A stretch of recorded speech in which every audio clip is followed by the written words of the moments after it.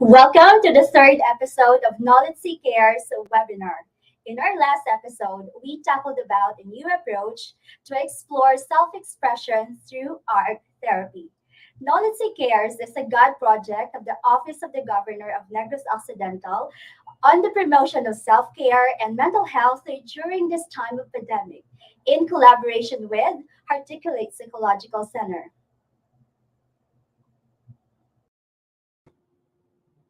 As the world continued to battle with the challenges of the COVID-19 pandemic, parents have been adversely affected with mental health problems, loss of jobs, loss of loved ones, and even increased responsibility of working from home and supporting their children at home. The combination of difficulty in engaging with children, keeping them safe at home, and significant stress for parents all over the world is a major challenge in most households. The consequence of social distancing, lockdown, and even refrained outdoor activities have resulted in many children being anxious, sad, aggressive, and affecting their emotions and the future aspirations of adolescents. How can parents remain positive amid this health crisis? That's quite a tough question, right? But as they say, there is no rule book for parenting or in parenting because every child is unique and every situation requires a different approach.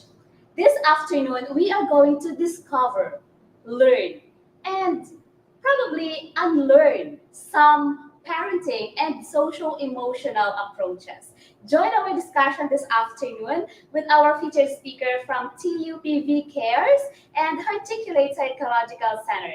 Join us and we encourage you to listen, participate, and engage with your comments and reactions through our Facebook page and YouTube channel.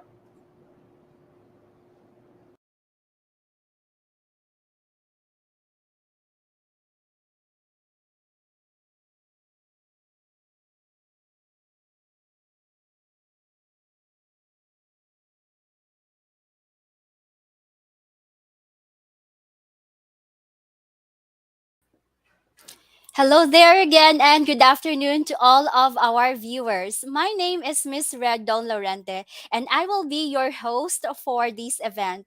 The third episode of NOLITC Cares webinar is about parenting and social emotional learning.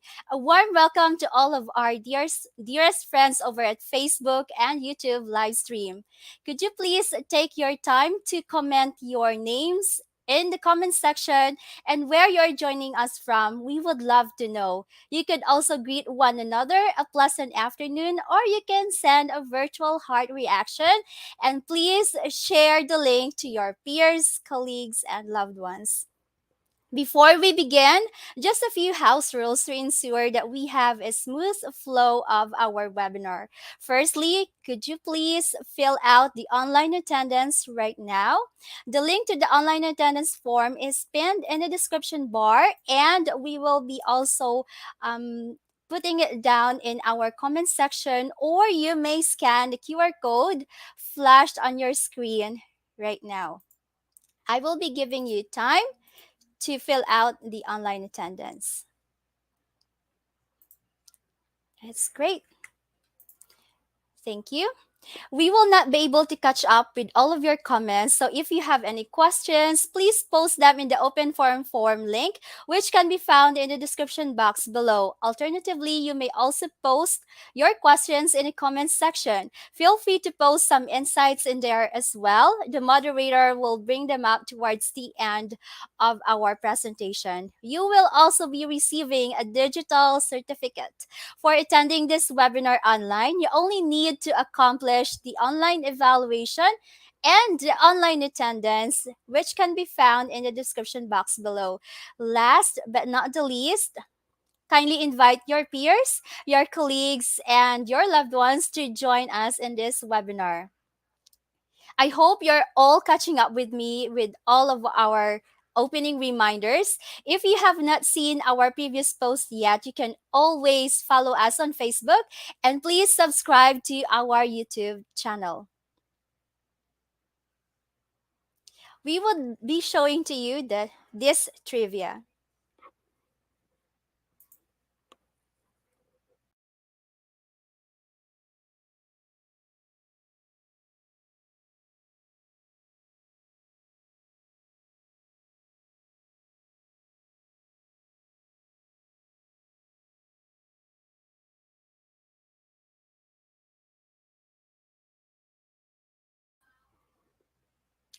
Right.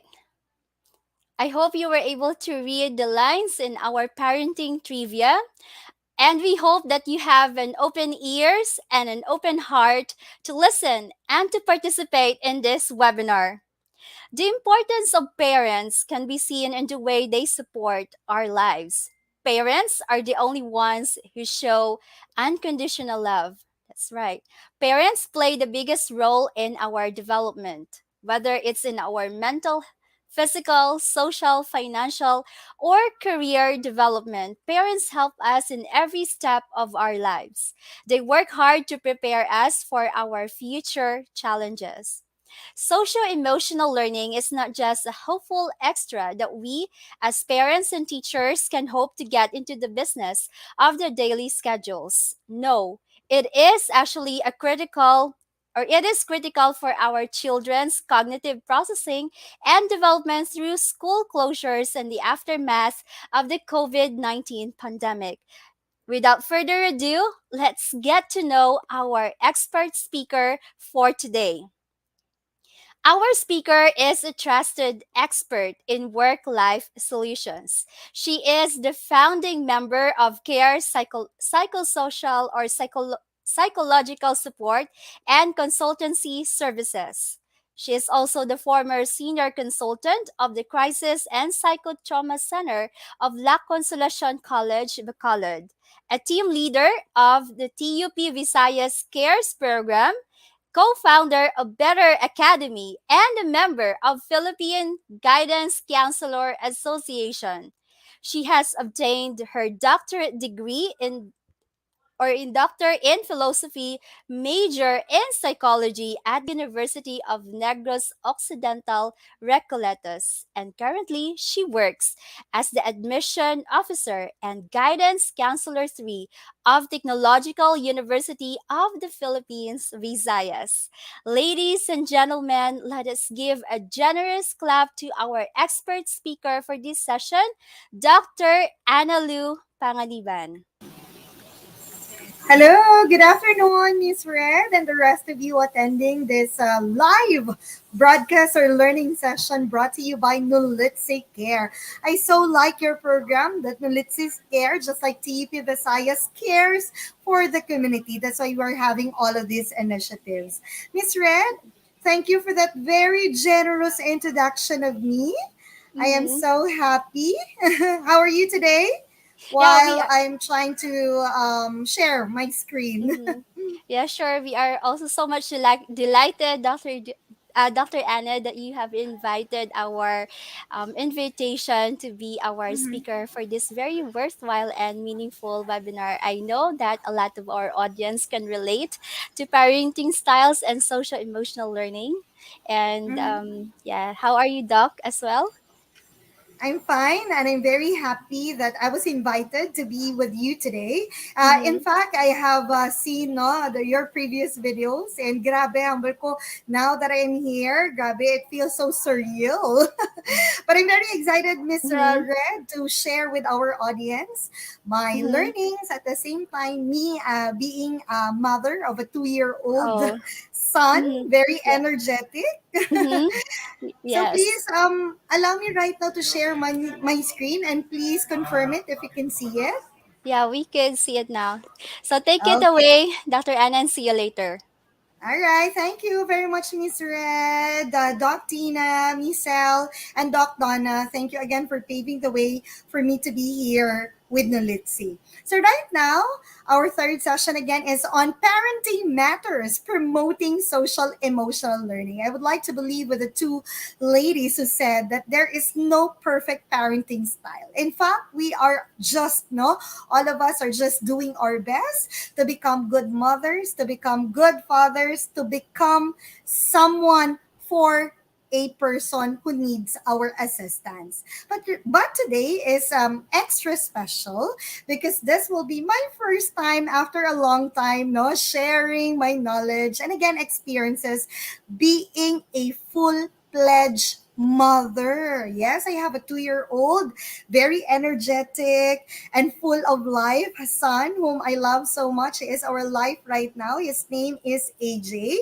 And through him, I've learned to become who I need to be as a mother or as a parent. I know that as a 2-year-old son or as a 2-year-old kid, baby, he needs a lot of things, no, coming from us, his parents. But you know what? There's a lot more, no, on parenting. It's not only about your style of disciplining. It's not only of how much you love or how many toys do you give to your children. It's more than that.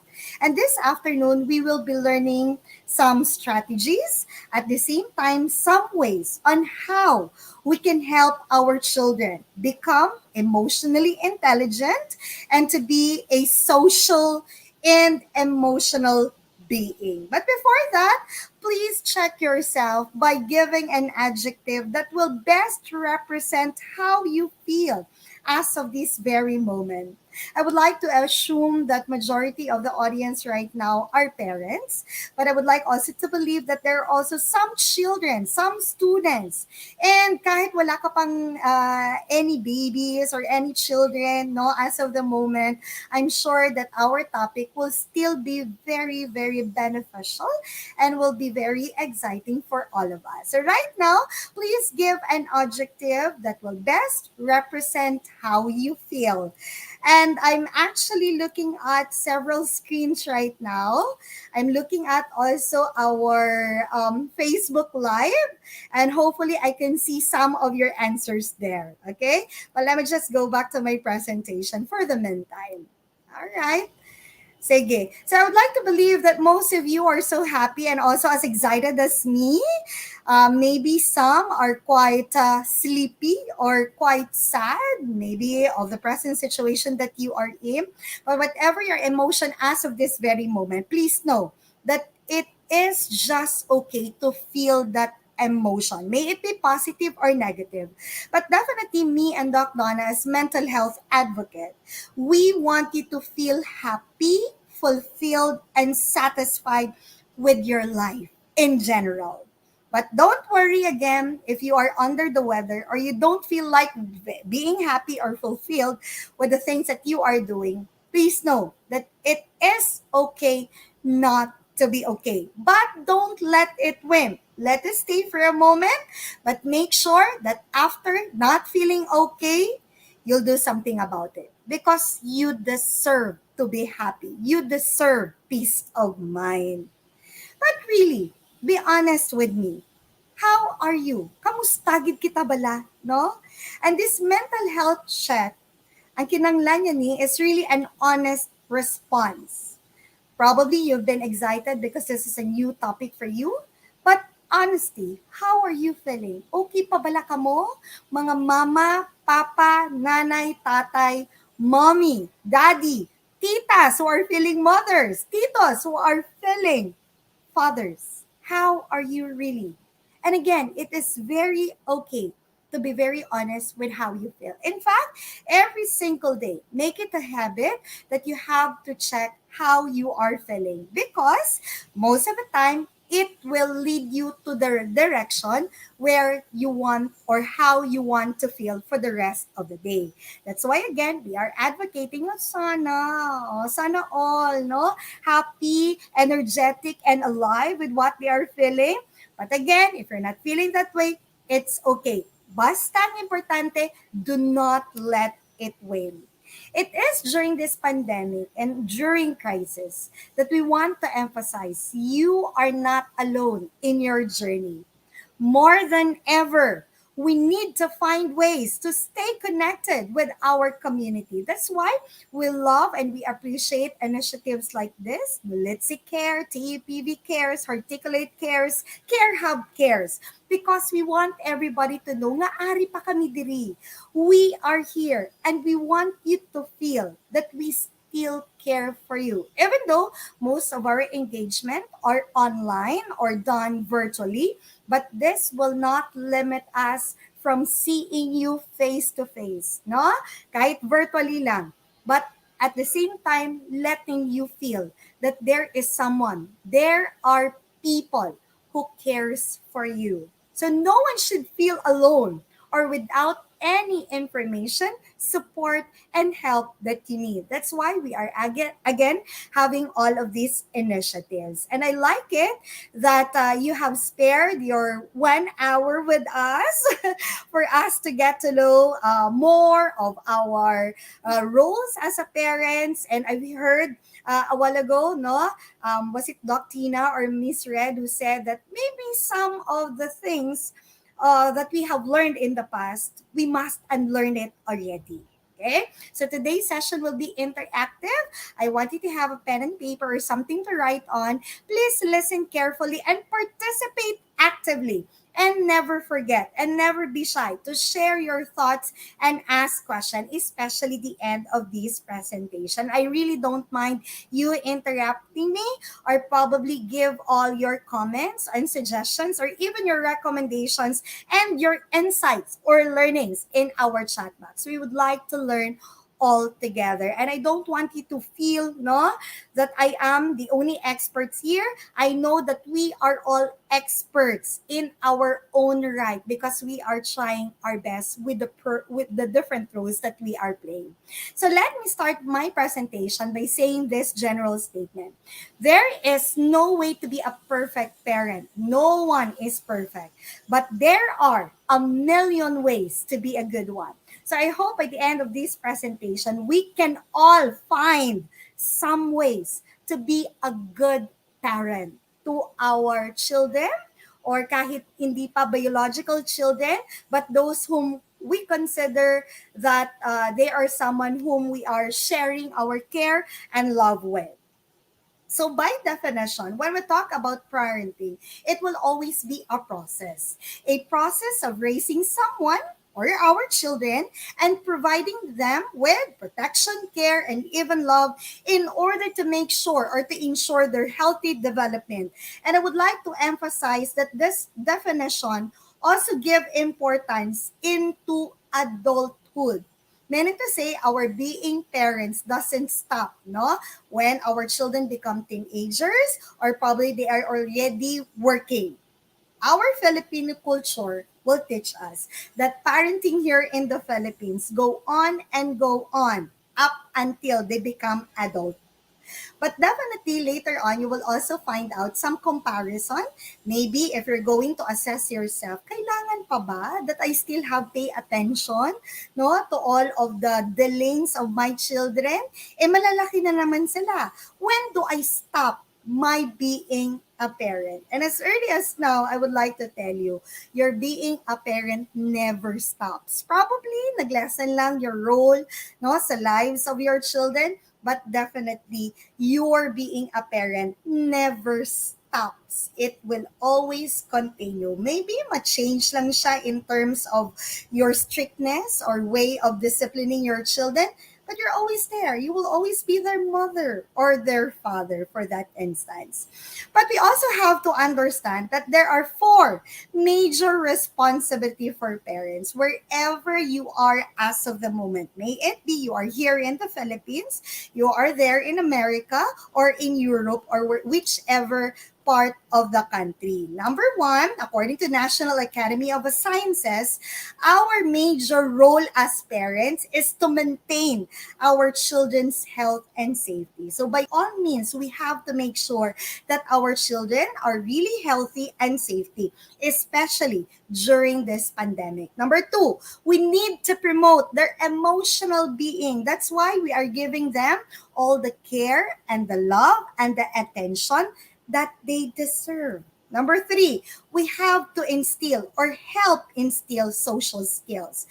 That's why we allow our children to interact with other people as long as we are there guiding them, no? Not to talk to strangers, but definitely to practice and to instill social skills with all of the safety that they have to adhere. Number 4, and last major responsibility of parents, we are also there to prepare our children intellectually. That's why we send them to good schools because we want them to learn. Aside from all the things that they are learning at home, we also believe that it is very important that our children needs to be educated because we would like also to consider that the teachers or the school is one avenue where our children can learn intellectually. But if you look at all of these major responsibilities, I know that some of you are also thinking, no, it's more than this, no? Apat lang ni of the many responsibilities that we do for as parents to our children. And you are correct. There are a lot more that we can do to our children. But definitely, never neglect that these 4 are your major responsibilities. This is also the time that you have to assess yourself. Am I providing all of these to my children? If the answer is yes, then congratulations, Mama and Papa. You're doing a great job. But if your answer is, I'm not so sure if I'm helping, promoting on their emotional well-being, then do something about it. Okay? There is no limit for you to improve your way of parenting to your children. Sometimes what limits us is our pride. Sometimes what limits us is our attitude of, ay, bahala na sila, malalaki na naman sila. No, you still have to do something about it. Okay? There is no excuse to become a good parent. And I would like also to introduce to you that there are 4 parenting styles. No, normally if you look at this quadrants, you can associate yourself sandali lang. Saan ba ako? Am I demanding? Or hindi ba ako nag-i-enforce ng limit to my children and the like? So our tendency sometimes is to look at saan yung pinaka rapat-dapat. Okay? Wherein you just have to assess honestly your way of parenting style to your children. So never mind if it's tama talaga that you're doing that or you need to improve that. So if you are an authoritative or a democratic kind of parent, you are more sensitive and responsive to the needs of your children. Sometimes you are demanding, probably most of the time you are demanding for attention or probably also no care and love coming from them. If you are the authoritarian type, you are stern and punitive in terms of giving or disciplining or your children. You are demanding authority over them. But there are some of us who are permissive kind of parents, wherein you are still sensitive and responsive to the needs of your children, and you do not enforce, no? Doesn't enforce limits. Pag gusto sila, they can do whatever they want. But lastly, there are parents who are uninvolved. Sadly, syempre we don't want no that we are part of this quadrant no as parents who are uninvolved because they don't enforce any limits at the same time they're very stern and punitive when it comes to disciplining. But I have a short survey for all of you here. Okay, just to make sure that you can assess well no your kind of parenting. I want you to check some of the items that I'm posting on screen. Please check, no? Are you the someone in number 1 or number 2 or number 3, 4, 5, and 6? Okay, I'll give you 10 seconds to check yourself. Are you someone who is expecting and questioning obedience to your children? Are you concerned with being their child's friend? Third, word is law. Ako lang ang dapat sundo nyo. And parents have obsolete control with everything. Fourth, are you setting limits and enforce family rules? When I tell you, you have to go home at 6 p.m., you need to be here at 6 p.m. 5, listens to concerns and requests of children and sometimes gives in. Number 6, are you non-controlling, non-demanding children walk all over the parents? Okay? So I hope you have taken note. Are you a democratic, authoritarian, or permissive, or an involved kind of parent? And just to give an answer to this short survey, if you are saying that you are number one, then you are an authoritarian kind of a parent, wherein you expect again a questioning obedience. In the same way, number three, wherein your word is law. They have to follow whatever it is that you are saying. If you said that you are number two, then you are a permissive kind of a parent wherein you are concerned with being their child's friend, parang do barkada lang. At the same time, you are non-controlling and non-demanding. Your children walk all over the parents. Sometimes nga, our children pa are the parents at home. So that is a permissive kind of parenting style.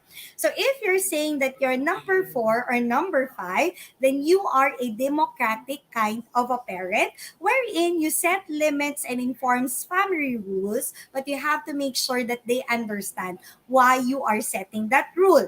And number five, you listen to the concerns and requests of children and gives reason again for decisions and home rules. But if you look at all of this one, I know that you will agree with me nga, ay, do mas nami, gali nga authoritative or democratic kind ko gali nga parent, no? Because you are creating positive relationship, but sometimes you have to enforce rules. But maybe some of you are saying, no, do mas nami, ini ang permissive kind of parenting style because I don't have to enforce rules, no, to my children because I would like to understand that kids will be kids. But maybe some are taas kilay, no, dapat authoritarian kind of a leader or of a parent because I want our children or my children to focus on obedience, punishment over discipline. If they do something bad, then I have to give them no some disciplining and to make sure that they will not repeat what they have done wrong. And hopefully, again, no, there is no one of us who is uninvolved, wherein you provide little guidance and nurturing or attention. Because look at our children. Ang impact sina with the children would be probably later on when they become adults, they will also become uninvolved. So whatever your parenting style as of the moment with this very short assessment that you are doing for yourself, please know that there is no perfect child. There is no perfect parent. There is no perfect family. And we are all doing the best that we can, right? So if there is no perfect parenting style, no perfect children behavior, and no perfect family ties, please just make sure that by the end of the day, what will dawn on all of the family members will be love and understanding and also respect because everybody is doing their best so that they can be a good mama and papa, and also we have to understand that our children are also doing their best to become good children to their parents. However, according to Daniel Goleman, the author of Emotional Intelligence, whether we like it or not, ang family has a big role in the social and also in the emotional learning of our children. In fact, he said that family life is our first school for emotional learning.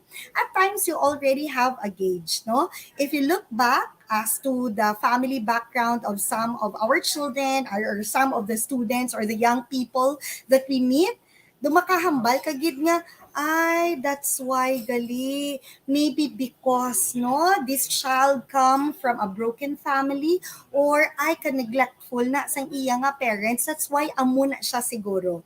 But normally, to our young clients, we usually tell them, definitely the situation in your family will not be the only basis of what you want to become in the future.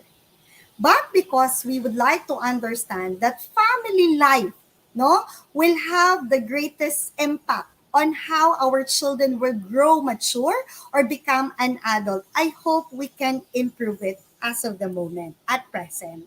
And through family life, whether we like it or not, again, we learn how to feel about ourselves and how others will react to our feelings, how we think about these feelings, and what choices we have, how to read and express hopes and fear. So again, kadako-dako gid sang impact ya on what we will be in the future. But if we're going to improve it as of the moment at present, because we also believe, no, that family life has an impact to someone who will become an adult later on, then hopefully things will be so much better. Kabaluman ko that emotional learning is not a quick or easy lesson. That's why we have to start them young, right? Many adults never master it. In fact, if you're going to assess yourself and if you're going to look back, kamusta man niya ang childhood experiences mo? But remember this one, practice makes better. The more practice young children get, the better they will be able to express their emotions and control their behavior. That's why there is a cliche that will tell you, discipline them as long as you have the opportunity and as long as you can. Because later on, when they become an adult, mahirap na mag-discipline ng isang adult. Okay? So as long as they're kids, they're under your care, you are still in control. Whether you have to impose something in terms of learning the good from the bad, or probably making them feel that they are loved, they are heard, and they are seen, and they are being seen as human beings, not only as emotional ones. But syempre, there are some sad realities that we have not to check ourselves. Unfortunately, there are some children grow up with parents who have not learned any parenting skills and who do not encourage learning. But usually we tell the young people, wala man be parenting 101. Okay? Our parents did not enroll to a degree to become a parent. There is no even a crash course for you to become a good one.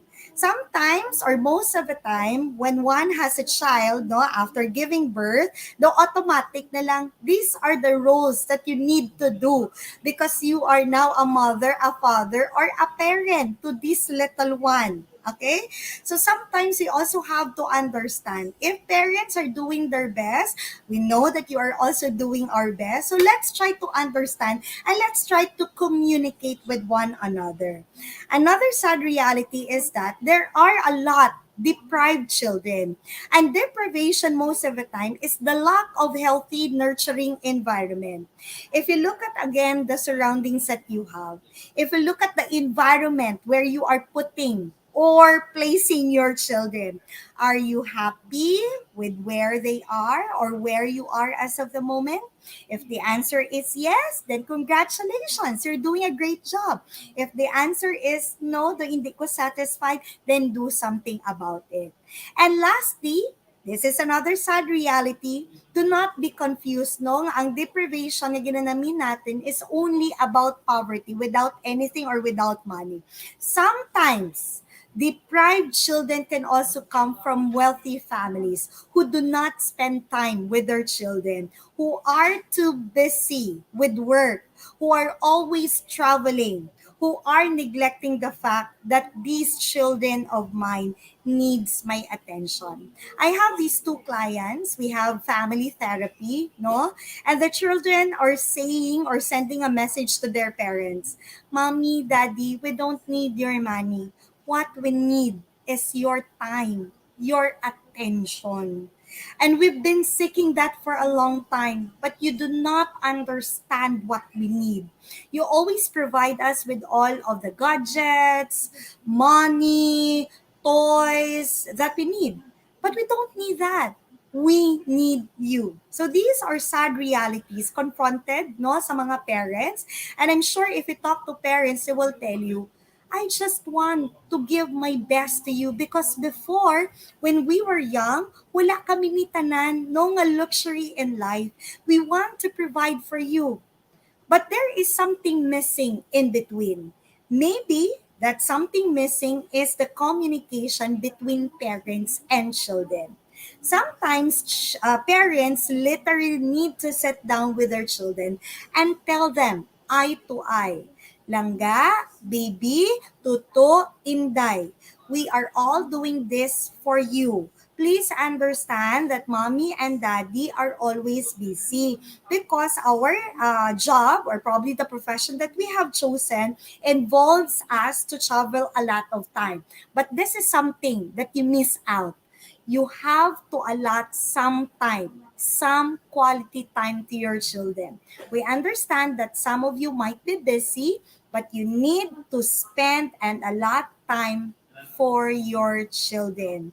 And there is no excuse for that. Okay? And importante, you are communicating that one to your children. And for our children listening this afternoon, sometimes you have to be honest enough and you have to be assertive to your parents. Talk to them.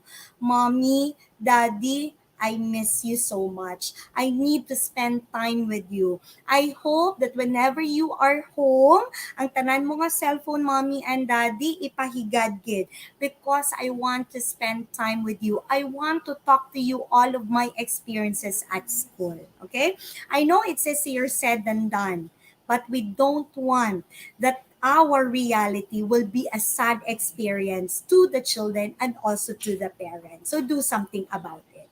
So proceeding, there is an author, a researcher in the person of John Gatman.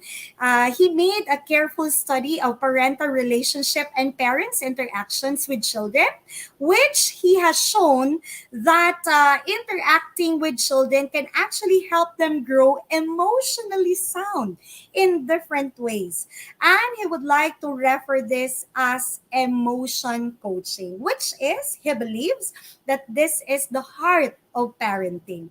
In fact, when all of our parents now learn the emotion coaching, parents will learn how to use opportunities of difficult or hurtful emotions, such as when your child has an argument or experience disappointment, to explore the true nature of those feelings. And later on, you will also be helping them how to cope better with the situation that you are in. In fact, in the United States, kids are usually treated like an emotional beings. Okay? Meaning to say, they are being seen at the same time heard by their parents. When you do not treat your children as emotional beings, inablang you can talk to them freely. They can express how they are feeling as of the moment, and you are not there to judge them and tell them, sala na, hindi ka na mag-amo na. Okay? But if you are again learning being an emotion coach, you are just there to listen.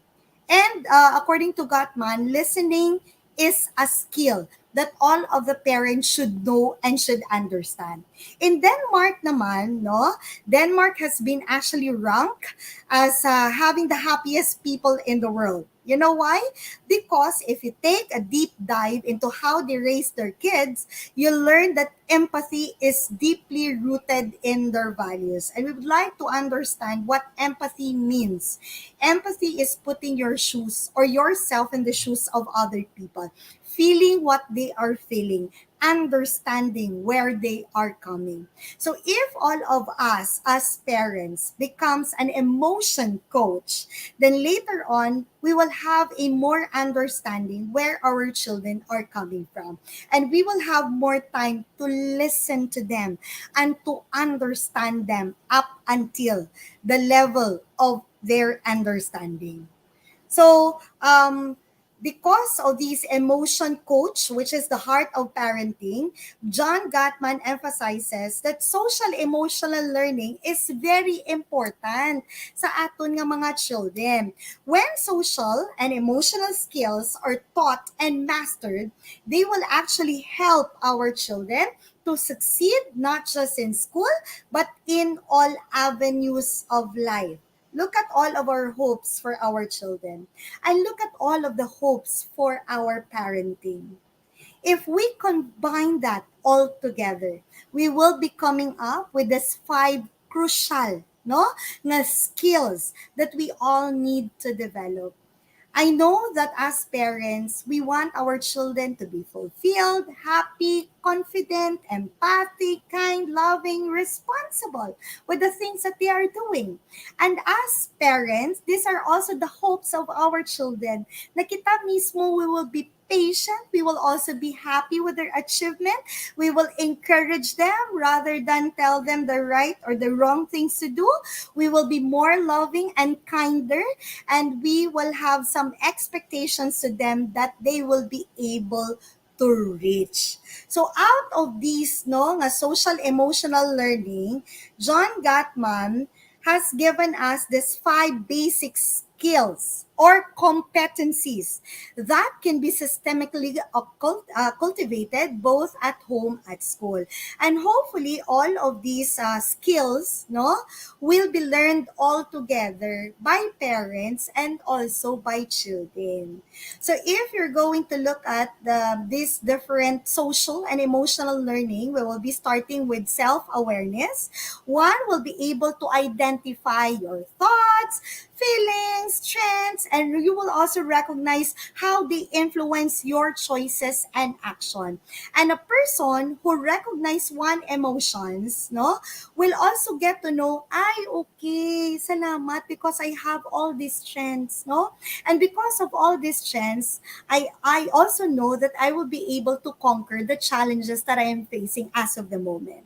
Another one, social awareness, wherein this is to identify and understand the thoughts and feelings of others, respecting their rights and appreciating diversity. So all of us are unique in our own ways, no?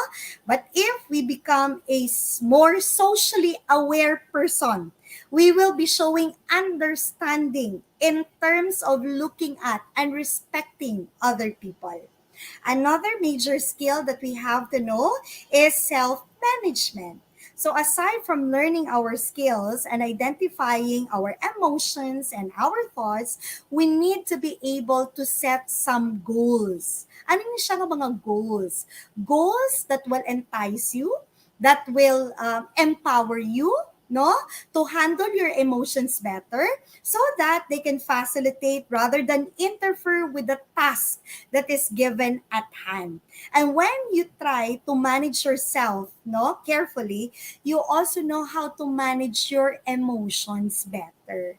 That you'll not become more emotional, but you are becoming a more resilient, at the same time, a more responsible being. Second to the last is being a responsible decision maker. When one knows how to make decision responsibility, you are making ethical, constructive choices about your personal and social behavior. This is also connected in you being more aware of who you are.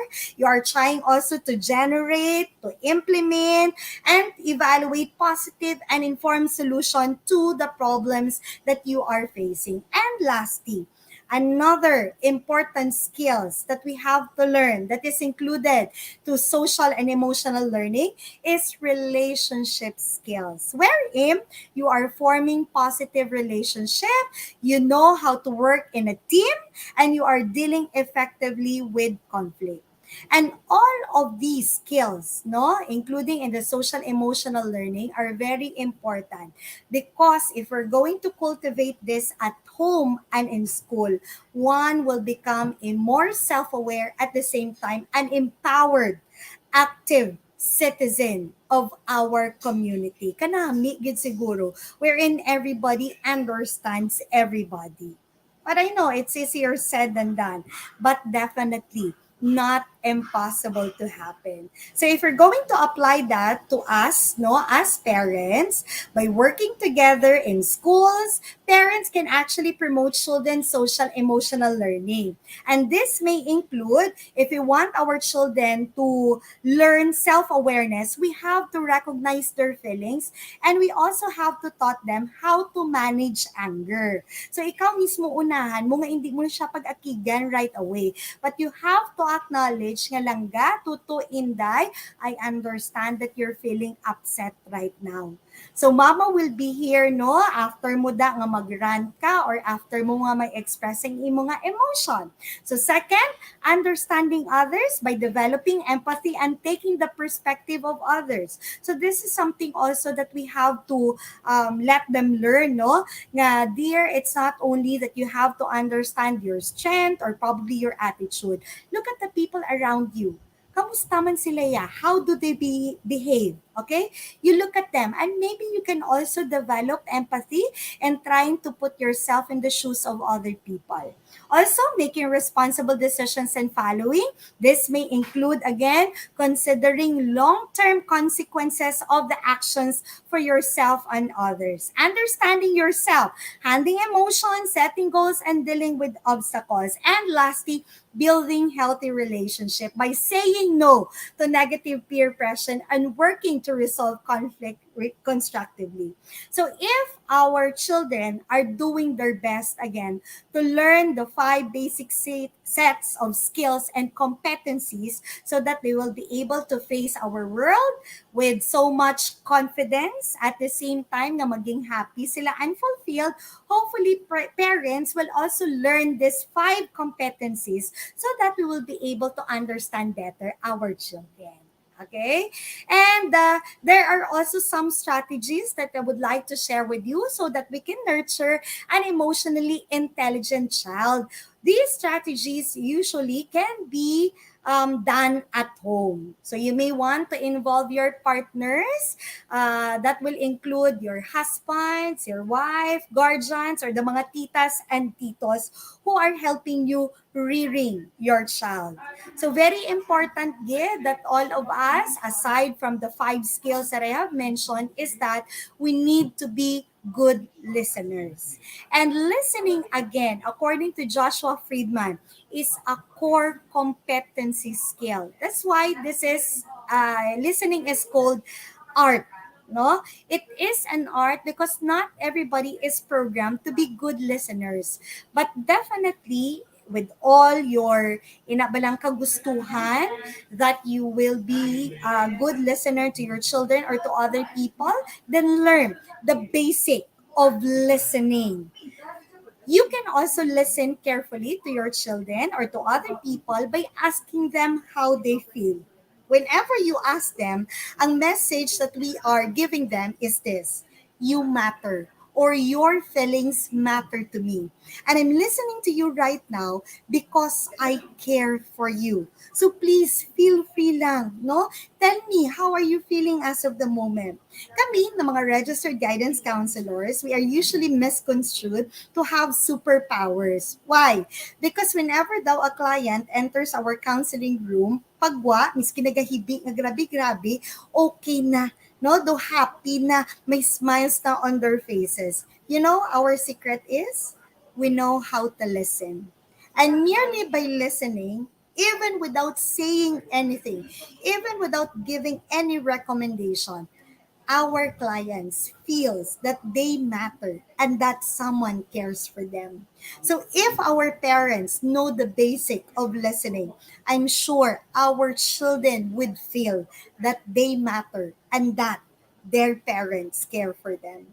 And lastly, when we try to listen to them, di ba, we are there, we listen because we want to understand where they're coming from, how they are feeling as of the moment. But we are not there to judge them or to humiliate them or to mock them because they are feeling that way. So hopefully you will always remind yourself, when you listen, just listen to understand, but avoid humiliating or mocking your children because they are human beings. If other people respect them, they need to be respected by you as well. Okay? Sige. Second strategy to nurture a more emotionally intelligent children is to model the behavior you seek. If you want them to respect you, respect them. If you want them to do something at home in terms of the household chores, be a good role model. So sometimes also, you have to let them know that you know how to apologize or to say sorry. I know for parents like us, do kabudlay, no, because of pride, no, kabalo kita nga may sala kita or nagsila kita with the decision that we have made, but it's very uncomfortable for us to say, sorry lang nangga ha, nagsala si mama. For those of you who are comfortable apologizing to your children, kudos to you. But for those of you who are not so comfortable, maybe this is an eye awakening for you. You are not less of a mama and papa if you are apologizing to your children. In fact, they would appreciate that. And later on, you will see if they will model ang ina nga behavior, ikaw mismo makibot ka. Because they are the ones who will initiate apologizing or saying sorry to you. So another author, Maurice Ilias, in his book 24K Golden Rule, he shared that we should always think about the impact of our actions on kids and be as particular in what we do with our kids as we would want others to be with our kids.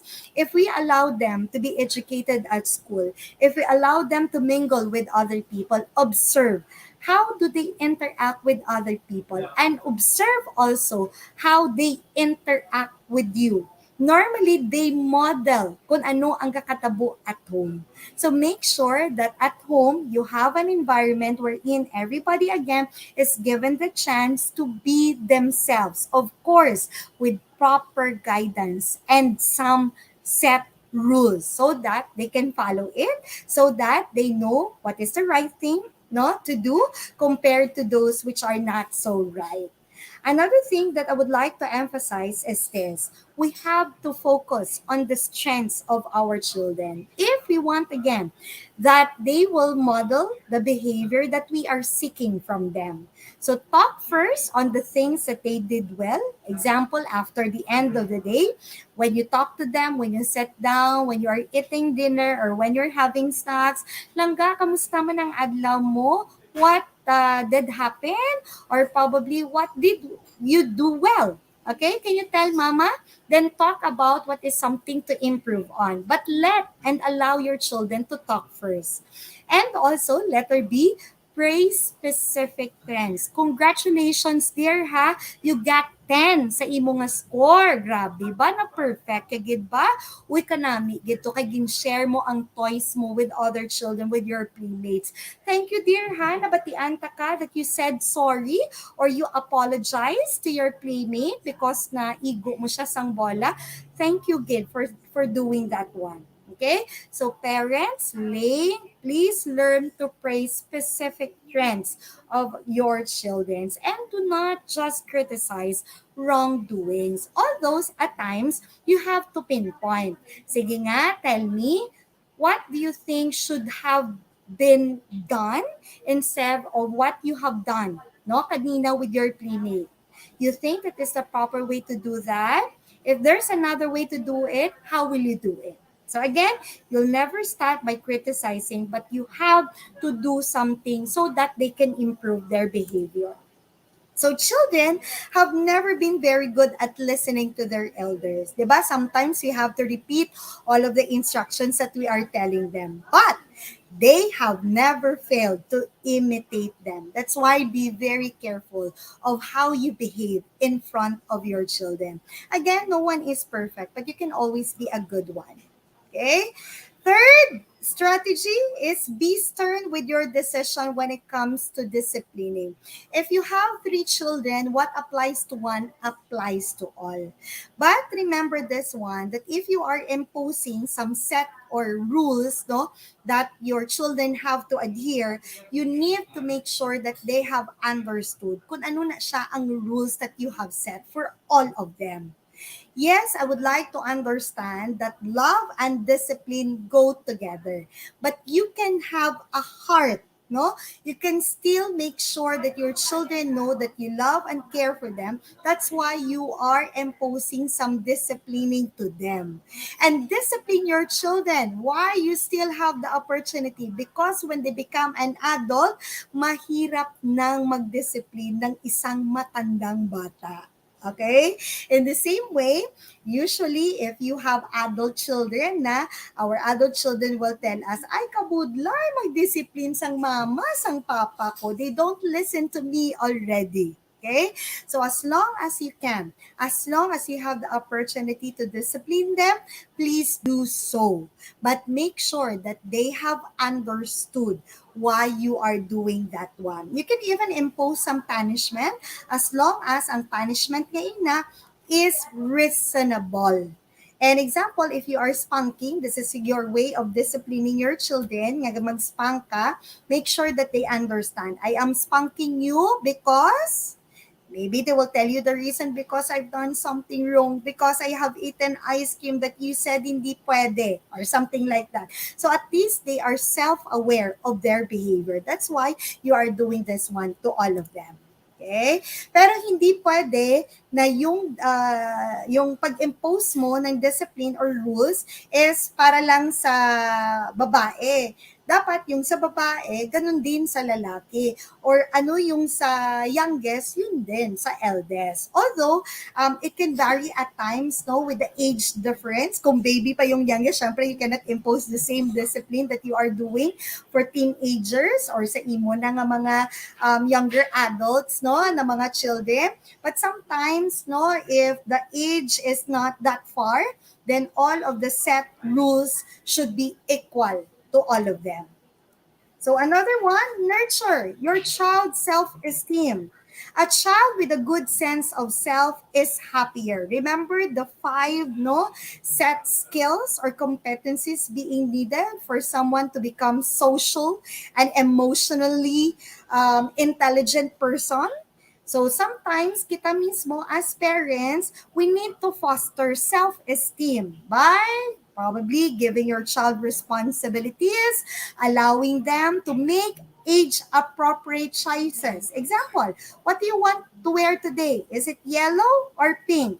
Do you want to wear dress or pants? Okay? So in terms of the mga responsibilities, especially nowadays during the pandemic, that most of our children at home. So never forget that you can also give them no responsibility to do household chores.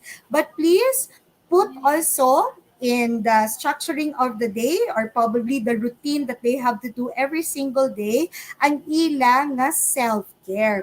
And that self-care can be in the form of, Mama, please don't talk to me for 1 hour. I just want to play in my iPad. Pwede amo na, but 1 hour only. Or pwede man, Mama, can I talk to my friends? Can I call them using our phone? Pwede. Or probably, Mama, can I take this 1 hour nakon for a nap because I'm so tired emotionally at the same time intellectually. So please include also, no, so that we can nurture their self-esteem. Another one, ask questions to your children that will help them solve problems on their own. Example to this is, what time do you want to go to the market? Do you want to go with me? What do you want to buy? Okay? So ask them questions so that they will also think, ano ba talaga yung gusto nila? Or probably if there are some problems that they need to solve, maybe at home or probably while doing their performance tasks at school. So allow them, no?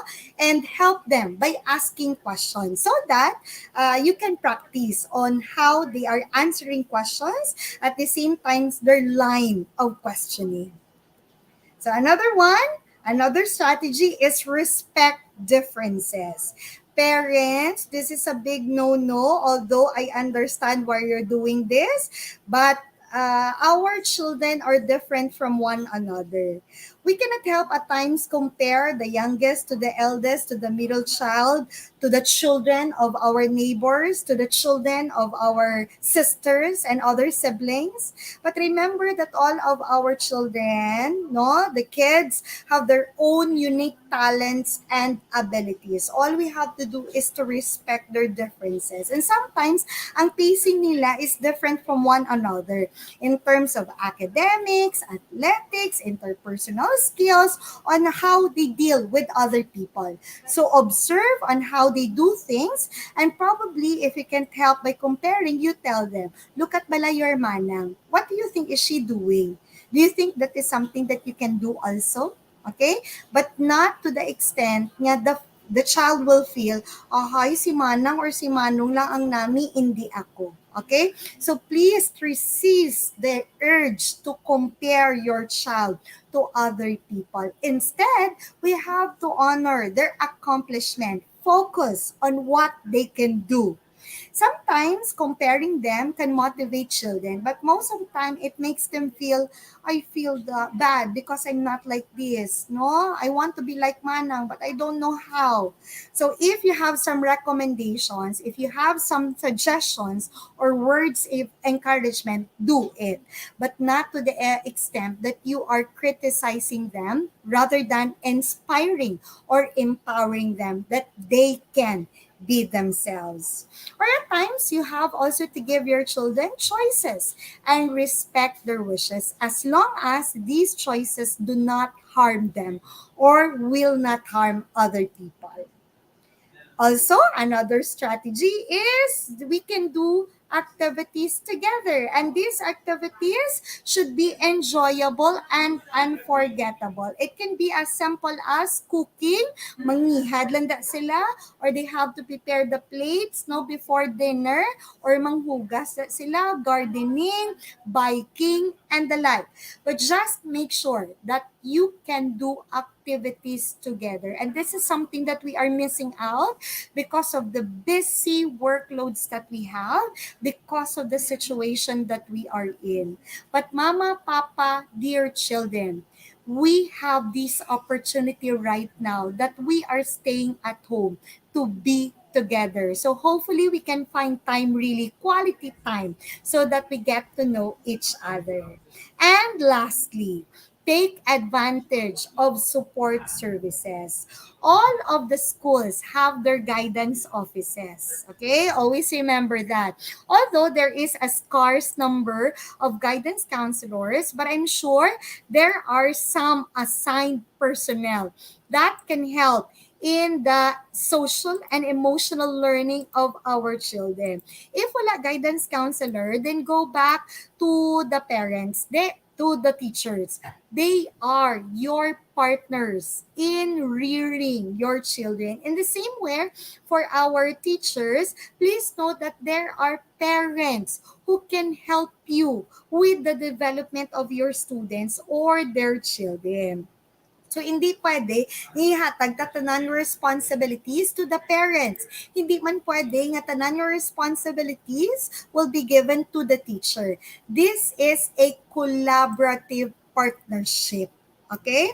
And also, for those times, their parents, kado puno ka na, overwhelmed ka na, kadamo-damo sang roles sige na play mo, you are playing of a mother or a father, of a spouse, of a brother or a sister or a sibling, sa imong siblings, no? You are playing the role of a daughter or a son also to your older parents and the like. So sometimes it gets very overwhelming and you don't know anymore what to do. Basi may postpartum pa na ang iban. So please know that there are mental health professionals who are willing to listen to you. All you have to do is to accept, Doc, kailangan ko na ng tulong. Doc, please talk to me. I need your guidance. So set your appointment with us. So you can visit our different Facebook pages. I am personally affiliated with Care Psychosocial Support and Consultancy Hub. Together with me is Dr. Rowena Banyas and Dr. Calvin Dave Gano. And Doc Donna is with Hearticulate Psychological Center. She is also with Dr. Madeline Sutomil and Miss Marjeline Villarosa. So please set an appointment with us if you believe that you need to seek professional help because it gets overwhelming and it's very too much already. Again, remember, it is okay not to be okay. Parents, you can talk to us. And at the end of the day, our challenge really is to answer this question. What have I done? What have you done, dear mama, dear papa, mommy, tita, tito, nanay, tatay? If the answer to this question is something that you are proud of, then congratulations. Continue the kind of parent that you are. But if your answer to this question is something that you are not proud of, then do something which your future self will be proud of or thankful for. No one is stopping you to become the person that you want to be. Last two slides. It is not what you do for your children, but what you have taught them to do for themselves that will make them successful human beings. And at the end of the day, I understand again, we are just doing our best to become the best parent that we can be. So from all of us, with Doc Donna, with TEP Visayas Cares Program, Hearticulate Psychological Center, and Care Psychosocial Support and Consultancy Hub.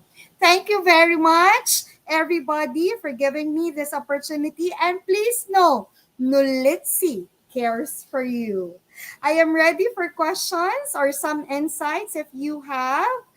Let's interact with one another. Thank you Wow. once again. Yes, our pleasure, Dr. Anna, and thank you, Dr. Anna. Our speaker for today is really beyond amazing, and I like the Knowledge Cares heart. And with the help of our special guests for this segment, we can deepen our understanding on parenting styles and social emotional learning. So stay on the live stream for our open forum. And for our audience joining us virtually, you may join in the discussion by posting your questions through the open forum form link, which we have provided, or you can post your insights and comments and whatever feedback you would like to share during our learning you have learned during the presentation. Please post it in the comments section. All right, we will read that one for you. You may also want to make a shout out for your peers and your colleagues. Post your comment in the comment section. We would love to read your shout out. Okay, so to better understand this topic, it's an honor for us to have with us inspiring personalities in many ways. So we will have our guests also to join Doc Anna for the open forum session. All right. So again, it is an honor for us to have with us an inspiring personality in many ways who has unconditionally consumed herself to light the society. Thank you for being with us again, Dr. Maria Cristina Orbicido, the Vocational School Administrator of NOLITC. Please let us give her a glad hand. Thank you, Red. Thank you very much. Yes, that was really an amazing discussion. Yes. And our next guest is a young mom, a former radio host, and a school registrar of Knowledge. Her current job role allows her to work directly with young adults. Let's give a virtual round of applause to Miss Sally Carmen Trio. Hi, good afternoon, Doc Anna. Good afternoon, Miss Red and Miss Tina. Thank you. And finally, we will be inspired by our next guest through her true life trials and personal triumphs. Let us be inspired later by how she overcomes challenging emotions. Let's welcome to our virtual stage Miss Mimi Vargas. Good afternoon, Doc Anna. Good afternoon, everyone. Thank you for joining us today. Okay, thank you. So, ladies, shall we start? Yes. Shall I start the ball rolling? That was really a tough discussion, and I'm quite interested about the styles of parenting. So, Doc Anna, which of the four parenting styles do you think is the most effective to encourage the social and emotional learning of kids? Hi, Doc Tina. I hope you can hear me. Am I Yeah, yeah, audible? I can hear you. Yes. Yeah, Yeah, let me just say that I like this avenue that you are doing right now, no, wherein we can interact with one another. Thank yes, you. Uh, and just to go back to your question, definitely it will be that of an authoritative or democratic kind of parenting style because we are creating a positive relationship, though we also have to enforce some rules, no? Especially yeah, during this time of crisis or the pandemic that we are all experiencing. Yes, there are some rules that we have to set to our children because syempre naman, at stake yung safety natin, no? Not only to ourselves, but of course the people that we are with inside the home. But at the same time, when you are an authoritative or democratic kind of a parent, you are creating a positive relationship wherein communication is being followed or being done, no? With all the family members at home. yeah. I really like your discussion because, in essence, you've showed the importance of emotions, right? Emotions Mm-hmm. and relationship. Because sometimes, we're not trained as parents, but we don't have any degree as parents, but learning from you allows us to understand our role as parents. So, thank you, Doana, for your inputs. Thank you, Doc Tien. All right, so thank you, Doc Anna. And do you have any advice for new parents who are struggling to develop a Mm-hmm. parenting style? Yeah, thank you for that, dear. You have a lovely studio. Thank So you. yeah. So anyway, I'm also a new parent. I have a Oh, 2-year-old son. I got oh, married when I was 30 years old, and that was like 3 years ago. And then, yung piece of advice and get very simple: just be yourself, and never forget to ask from seasoned parents, or in my case, from seasoned mothers. So I am Yeah. so lucky that I have this group of friends. We have a group chat wherein I can freely ask them, uy, paano kung nagasido? Uy, ano ni moon kung may rashes and the like. So okay. it pays to have, no, friends who can tell you about their different experience. Kaya na iya learning, gina iya out of their experiences. At the same time, dear, it did not limit me from checking on Google at the same time in YouTube. Yes. Nalingaw po, oo. Though, hindi naman siya parang trial and error thing because syempre you're dealing with a neophyte, no? With a baby. So you have to make sure that what you are seeing in YouTube or in other online platform can be verified by an adult or by some friends who are, again, I would like to call them seasoned with the kind of parent that they are. So I guess that is the best advice that I can give to the new parents to be. Be excited also as well. Every day is a learning experience, right? And True. never forget to give kudos to yourself because just ko True. ang eyebags naton and with all the sacrifices that we are doing, hindi gid siya Yes. mabayluhan with any money. So kudos to all of the parents. Yeah, right. I am also a mother of two, and yeah, parenting. There's no. That's what they said. This Mimi, right? There is no rule book. There is no rule book. It's You learn as parenting. you go. Yeah. No, I'm asking you, but maybe here is I have no children. is single. So anyway, but I know how your experience with your how your mother nurture you. Yeah. Yeah, right. So Yeah. maybe. Doc Anna, earlier you discussed about deprived children. So if these deprived children grow up into adults and become new parents themselves, how do you um, encourage them or like lead them to adopt a very balanced parenting style? Hmm. Yeah, thank you for that wonderful question, my dear. Although I don't know if it's my audio or probably your connection there. Nga medyo do may jutay lang man siya nga gap, no? But just to answer that one, nakuha ko man siya no, about deprived children. And normally for my clients, I'm handling a lot of clients from all walks of life, no? Mostly are actually young ones. And they would usually tell us nga daw ka-deprived sila in the sense nga they have neglected parents, daw wala labot ila mga parents sa ila, and the like. And then what we usually tell them is this, dear, the kind of parenting style that your parents are doing to you will not be the only basis of what you want to become in the future. So make sure that your situation right now will serve as your inspiration to become a better one.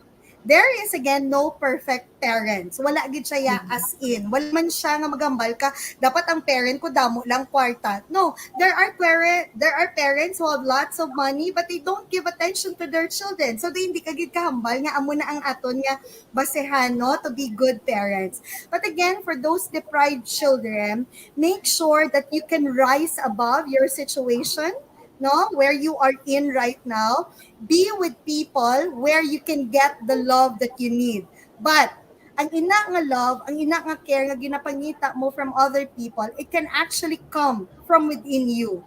So make sure that you also make yourself an empowered person, confident enough, strong enough, so that makaya mo the situation that you are in. But I know it's very difficult to do, especially you're very young.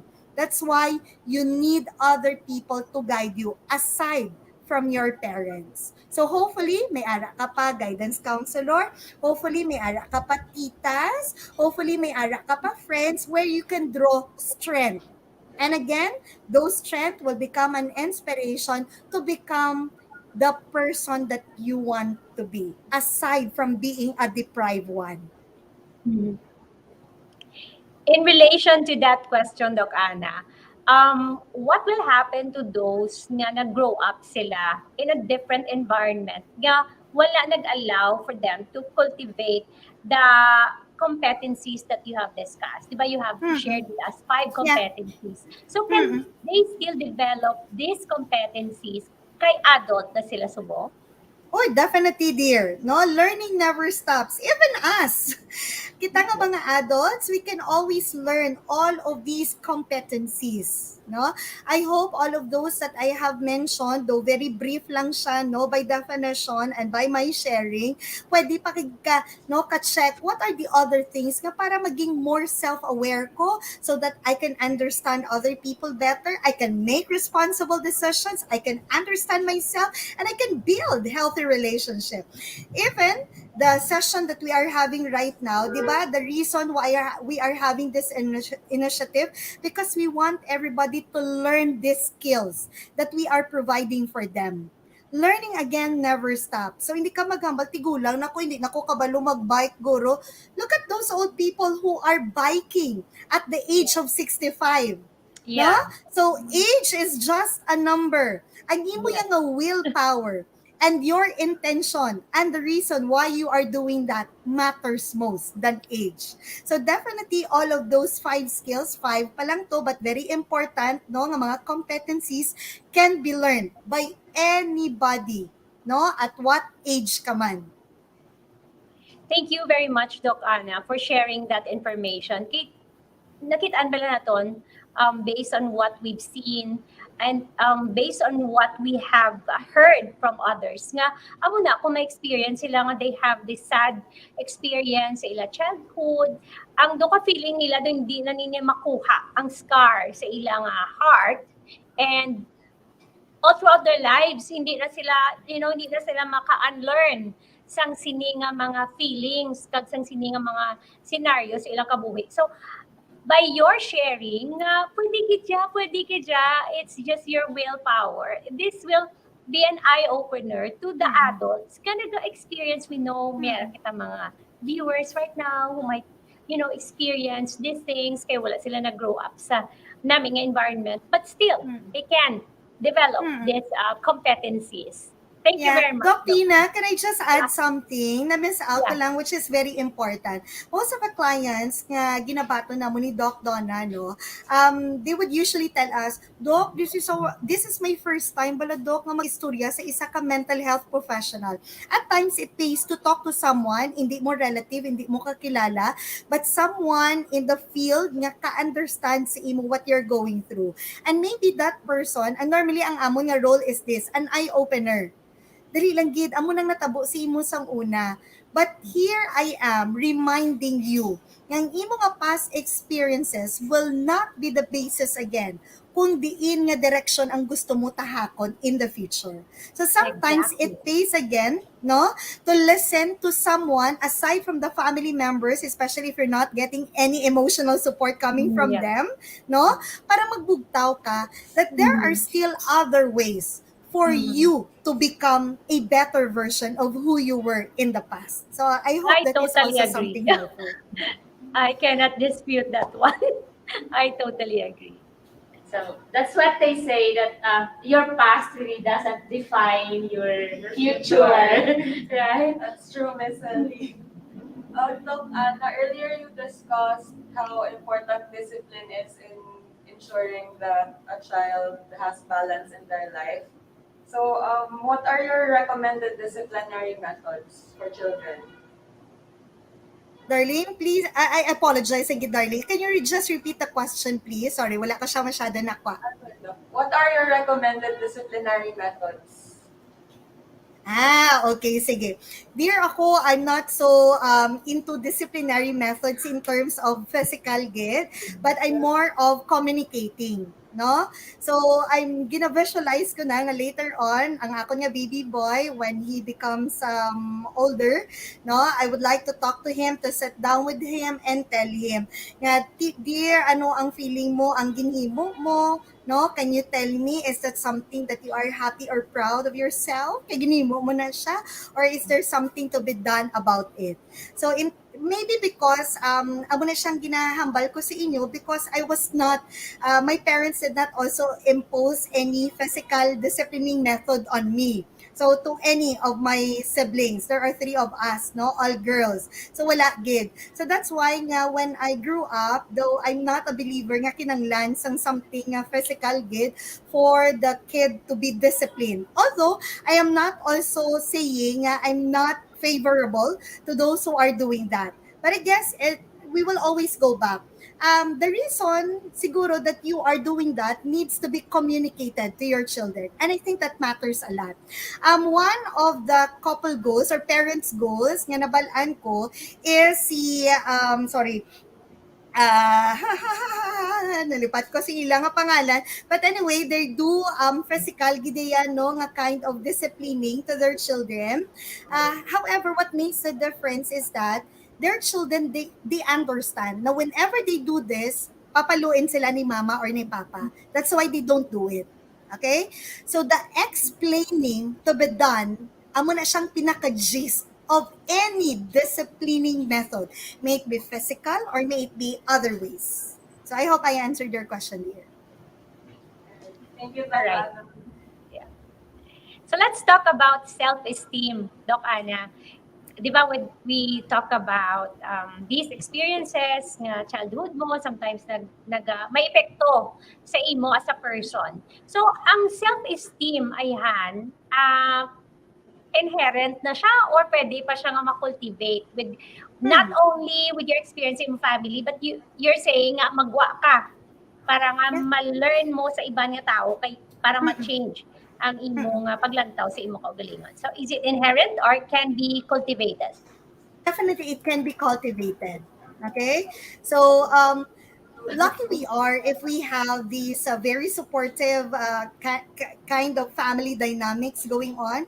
But sadly, there are, diba, a lot of family which are unique in a way nga broken sila, pero amo na bala, saylo-saylo sila. So sometimes ang imong self-esteem cannot develop at home. So you can develop it damo pa ways, in school, when you interact with other people, when you join organizations, with your neighborhood, with the different kind of activities that you are doing for yourself. So definitely it can be cultivated. Though I would like also to understand as a mental health professional, kadako gina siya sang epekto, no, sang family dynamics to the self-esteem of the children.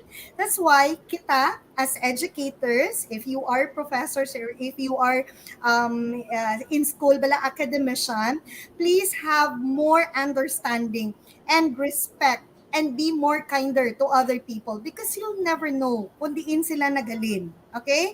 And maybe you are the only hope of this child, of these students, so that makultivate niya ang iya nga self-esteem nga nadula or probably na lost niya because of the kind of family dynamics that he or she is in.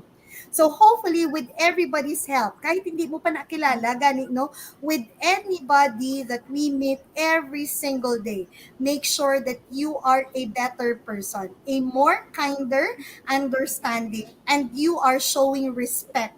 Kahit that person, feeling mo don't deserve that. But Yeah. you are the one, no? Showing them nga good role model ko, kahit wala mo ko ginapakitaan sang amo na, but I am a good person, then I'll still do this to you. So hopefully in that way, all of us can cultivate and we may feel that we are empowered and that we can make a difference in this society. Exactly. Wow, I love that. That's so nice, Doc Anna, because I have read it somewhere. They said that the world is full of kind and good people. If you can't find one, Become be one. one. Yes, become one. I That's agree. so nice. Yeah. So and during this pandemic, the family and even the world, yeah, like nagkuntat na and then damo sa mga problema nga na encounter, nga nag-arise. So especially as a family because you stayed at home most of the time. So the question, Doc Anna, is how can we, especially if you have a lot of kids at home, how can parents effectively manage the family crisis? All right. Thank you again. Wonderful questions coming from these lovely ladies. Dear, no, easier said than done always, no? All of these things that we are discussing right now. But it pays for us to practice what we are learning. So to effectively manage a family crisis, there are a lot of ways. Number one, definitely communicate. Yes. Hopefully, the family members will be open to that. Kaya para makasit down kita during dinner time, no, on one table. And then, sige bit, tell me kung ano ang problema or anong kinanglan nato niya himuon. Sana all. Pero hindi sana all like that, right? Seldom can you see in Filipino families who are doing that one. But kung naghihinahimo nyo na siya, congratulations, gidya asing kudos, gidya sa inyo. So another thing that you can do if hindi to pwede ang option number one is to ask other people to help out. That's why niara kita ng mga family sessions wherein they get a mental health professional like ourselves and kami naga-medal. Nga ano ang importansya sina? Because we want everybody to hear everybody. So most of the time, if there is conflict or family crisis, tanan may point eh. Akong may sala, o siyang may sala, ako ang insakto, and the like. So doon wala, agad ba lang may mamati. So if there is someone telling you, please keep quiet, anay, allow them to speak, no? So everybody will hear everybody. And at the end of that session, kaya ako advocate gid ko that you ask help if you need one. Because there are some things that cannot be resolved on your own or by the family members. If it can, then do it. But if not, then ask help. So the last part of that session, of that family session would be, what will be your recommendation so that ma-resolve natin what is the issue at hand. So mahatag na sila isa-isa no nga recommendation. Until such time, nga kung tanan ni mga recommendation damo-damo, let's come up with the top 3 recommendations. And what do you think can work for all of the family members? So hopefully during that time, ma-resolve na no ang any crisis that is going on. But I know it's easier said than done. May third option pa. Just in case, budlay gid, hindi gid mamati ang tanan. Let it be lang anay. Maybe you need some time to let it alone. Meaning to say, pabayaan lang anay ang crisis, gwa lang to anay, no?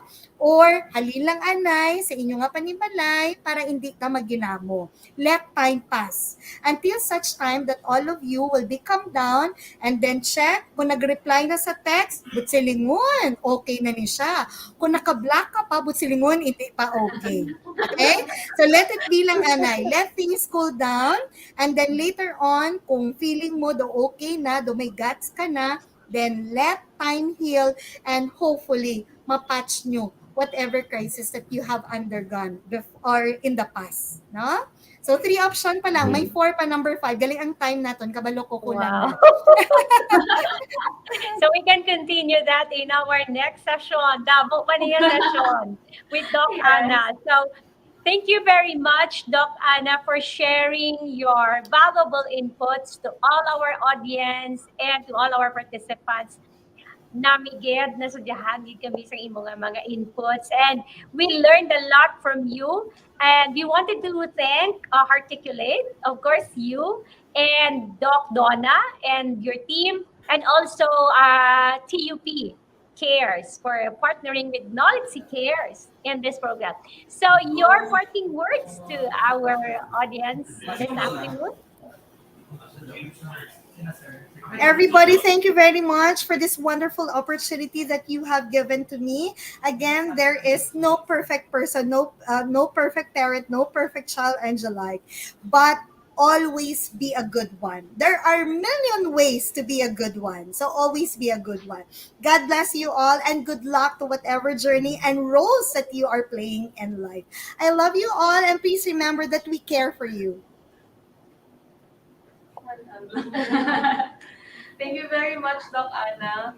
And I would also like to thank our very active viewers, our very active and participative audience. Yes. Thank you so much for joining us this afternoon.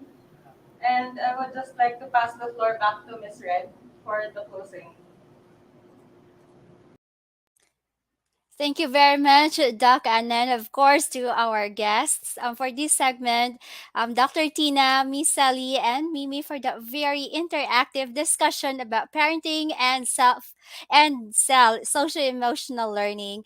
Before ending, let us thank, of course, our speaker for sharing her expertise and knowledge in the third episode of NOLITC Cares webinar. We would like to present this certificate. All right, the province of Negros Occidental and Negros Occidental Language and Information Technology Center presents the certificate of appreciation to Dr. Anna Lou Panganiban, all right, for sharing your valuable expertise and commendable service extended as the resource speaker in the webinar Parenting and Social Emotional Learning this 15th day of March 2022 via YouTube and Facebook live stream, signed by the Vocational School Administrator of NOLITC, Dr. Maria Cristina Orbicido. Yes, again, thank you, Dr. Anna. And also, we would like to express our profound appreciation to you, our virtual audience and participants. All right, I would like to read some of your comments because a lot of you are giving messages in the comment section. We have here Miss Juana Kabuntukan Agsoilo joining from Pangasinan Region 1. Thank you so much for your presence this afternoon. Hello as well and good afternoon to Maria Teresa Roma Quizon. All right, I hope I'm pronouncing that right. Watching from Pinamantawan Elementary School, Schools Division Office of San Carlos City. Wow. We also have here Norman Torres. Thank you for joining us. And we have here Sir Junji Magada watching from Pontevedra National High School. Good afternoon to the faculty and staff of Pontevedra National High School. Hello there as well to this organization, Barkada Contra Droga, Bais chapter. Shout out to Barkada Contra Droga, Bersamin Agro-Industrial High School, Alcala, Pangasinan Region 1. Hello po sa mga taga Pangasinan and salamat sa inyong presensya itong hapon. Thank you. Hello there as well to Jillian Tadeo, watching from Bersamin Agro-Industrial High School, Pangasinan Region 1. Ang dami ninyo ngayong hapon. Hello po sa inyong lahat. We also have here again Sir Isidore Tagnia from, of course, our very active partner in Biniquil National High School, School Division Office of Kabangkalan. Hello to you, sir, and to the rest of the faculty and staff of Biniquil National High School. And yeah, we have here a comment from Sir Isidore. He said, constant communication, not only during problem arises, make everybody feel happy, enjoyable, and comfortable, of course. And also, last but not the least, we have here, thank you po message from Rovic Castilla. Thank you so much, everyone, for all of your wonderful comments and reaction. If you love this webinar, and let us also express our appreciation to our expert speaker, please send a virtual heart reaction or a virtual clap to Dr. Anna for her very insightful and meaningful presentation. Thank you. We have an exciting lineup of speakers waiting ahead. So catch our NOLITC Cares webinars that will be live streamed via NOLITC Facebook page and YouTube channel. I also would like to emphasize how you can get a certificate for attending this webinar online. Please provide us your evaluation. Okay, so you may scan the QR code flash on your screen, or you may access the link to the evaluation in the comment section of this live stream. Okay, we would like to show or flash on screen the QR code for our online evaluation right there. We would like to remind you that your email address should be typed in correctly. Be careful with the spelling of your email address so it won't bounce back. The evaluation site will be open only until 6 o'clock this evening. So please do it right now and scan the QR code flashed on your screen. There you have it, ladies and gentlemen. This concludes our NOLITC Cares webinar, episode 3, Parenting and Social Emotional Learning. Please stay safe and take care. Keep smiling and stay strong. NOLITC Inspire, NOLITC Cares. Avance, Negrense.